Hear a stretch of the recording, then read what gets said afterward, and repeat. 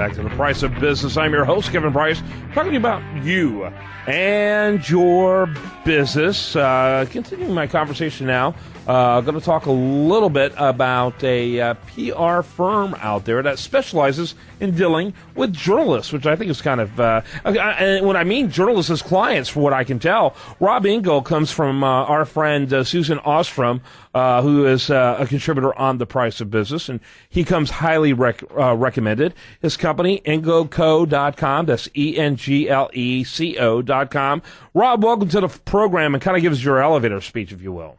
Hello, thank you. PR stands for public relations. It also stands for perception equals reality. And to a large extent, as you know, the media drives certain perceptions, and that's where we come in, working with our clients on good media relations to drive positive publicity on a steady, regular basis, but also occasionally maybe keep folks out of the paper who might have some issues that don't want publicized. Been doing this since forever, really. Was a press secretary in the Hill for 2 members of Congress before starting my own firm in the 80s.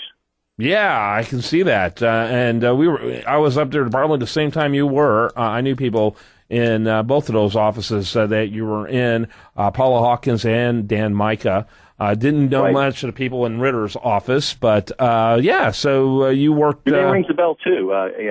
We may have bumped into one another. Probably did. It was a very small, kind of insulated circle up there. And so, if you worked on the Hill, I worked for Gordon Humphrey back then, and I worked with the Heritage Foundation quite a bit back then. So, so we may have stumbled on each other, and it looks like that you were with members that would have been in similar circles. So, tell us about the uniqueness about your firm. How do you differentiate yourself from other firms out there? Well, what makes us different is, we can do private sector PR, but we also have a good political background. So we can offer great political PR as well as good private sector PR. We've had some really nice blue chip private sector clients. We've had some great association clients, political clients. We've done work for Tiffany's, Home Depot. On the private sector side, Boston Market, then which became Boston Chicken, was a client for many years. So I think that's especially in the DC area, that really sets us apart. We can do both political and private sector PR. Yeah, I love Boston Market. Just got to admit that. Yeah, I'm a huge fan. Let me ask you. So, what about public policy groups? Have you worked with some of those as well? We worked for a number of associations through the years. Currently, the American Nuclear Society and the Vending Association are clients. We help them with their trade shows, and when they have guest speakers or have somebody who's a member who does something noteworthy, help them with the PR with that. Yes. So, I would think your vending companies are kind of nervous about the whole nanny state that's developing. Well, yeah, they're especially in New York. Well, the good news is the snack food industry has sort of embraced the whole healthy trend. So there are vending machines out there that you can get the flavored water and the non-Coke touch stuff. So it's they've done a pretty good job of adapting to the nanny state. Mm-hmm. And have the healthy pick vending machines. What percentage of your clientele are politically related, directly politically related, or public policy related? Currently, I would say a quarter are public policy at the moment, and then 3/4 private sector, commercial real estate, financial, other private type companies. Mm-hmm. And then the rest would be more of the private sector variety.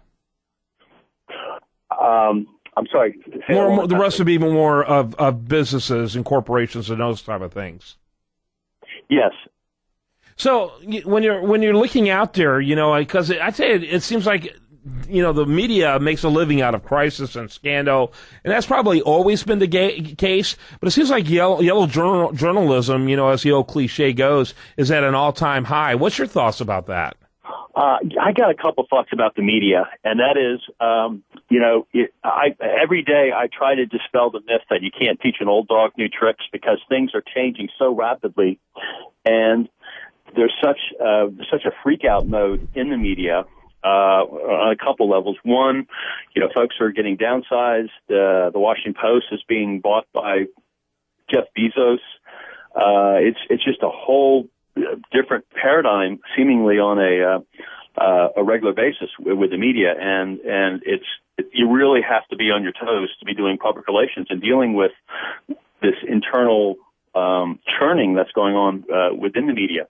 And that's the sort of the good news and the bad news. The good news to be in the PR business with things evolving the way they are. It used to be, when I first started my firm, there was the Washington Business Journal, the Washington Post, and the three network affiliates, and that was about it. And now there are so many blogs, so many online publications, and things appear in a print, but they also appear online, then they go viral, and the bloggers pick it up. Somebody asked me, wow, isn't it really a tough time to be in the PR business? I said yes and no. It's an exciting time. I've never had so many opportunities to place articles for a client. It's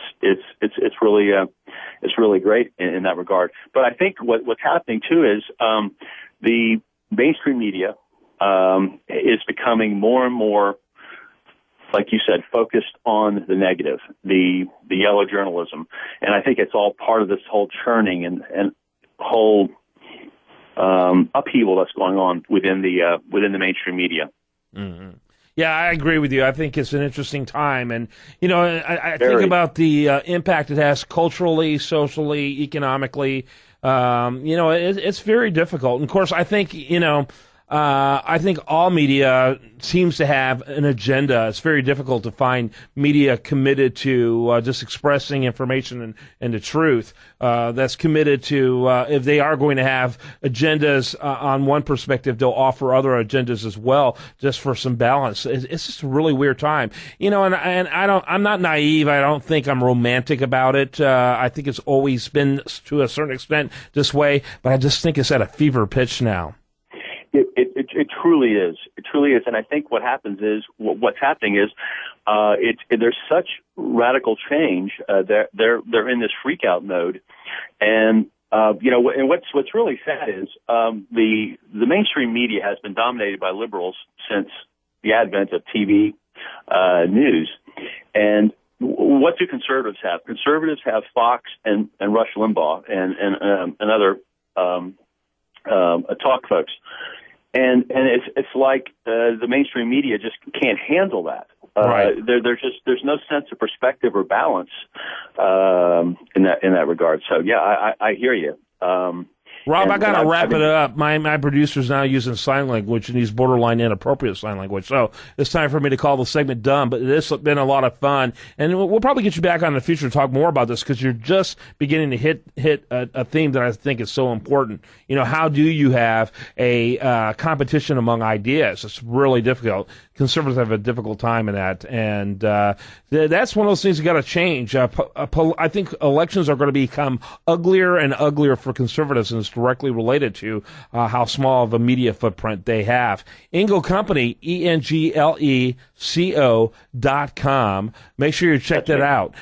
Very good interview. Thanks so much for being with us, and look forward to talking to you again.